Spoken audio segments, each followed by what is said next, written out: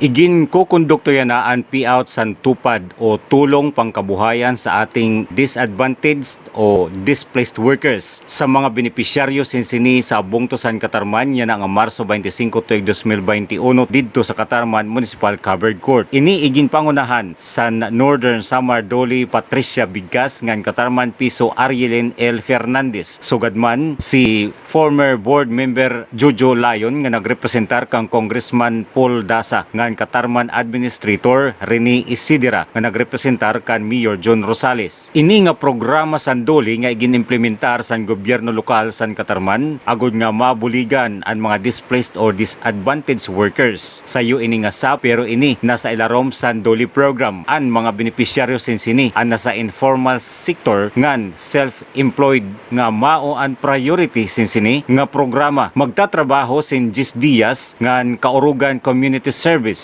ngan ini masweldo san minimum wage nga 325 pesos per day. Ang Bungto San Katarman subay san igin buhat nga profiling nga mao naman ang igin basaran ang tikang sa barangay nga mga datos nga may ada sin 2,100 nga benepisyaryo sin sini nga programa. Diin ang nakakumpleto sa mga dokumento nga ginkikinanglan umabutla sin 1,980 sobra. Sugad man ang mga nahibilin makarawat inisira san pagbubuhaton nga ikaduhang round san pan-release. Dida sini ang mga requirements kinanglan magtrabaho sa nakatalaan nga adlaw ngan may DTR, photo documentation san gintrabaho ngan ini naman ang basaranan para sa paghimo payroll nga matikang sa Katarman Piso. Workers, labi na yan nga pandemic, safety net na ini, nagbuti ay ang ira income, tungod hini nga pandemic, kumbaga usa nga baton, sila hinihan government regarding hit era panarabahoan on occupational safety and health standards. Pero usahay kami mismo, ito nag-orient in beneficiaries, nagkandak kami tupad orientation nga diin ang occupational safety and health standards. Namon mga partner agencies, labi na good sa Department of Labor and Employment sa padayon nga paghatag mga asistensya pinaagi sa nira programa sa yun na sa nantupad. Sugad man salamat sa padayon nga suporta sa naton local chief executive Francisco Rosales Jr. Full support sa mga programa sa Public Employment Service Office nga nagpapatuman sa DOL programs. Nga siniya na sa tupad, nagpapasalamat kami sa opisina ni Congressman Paul Dasa kay siya ang nanalimbasog nga mapunduhan ang 2,100 beneficiaries.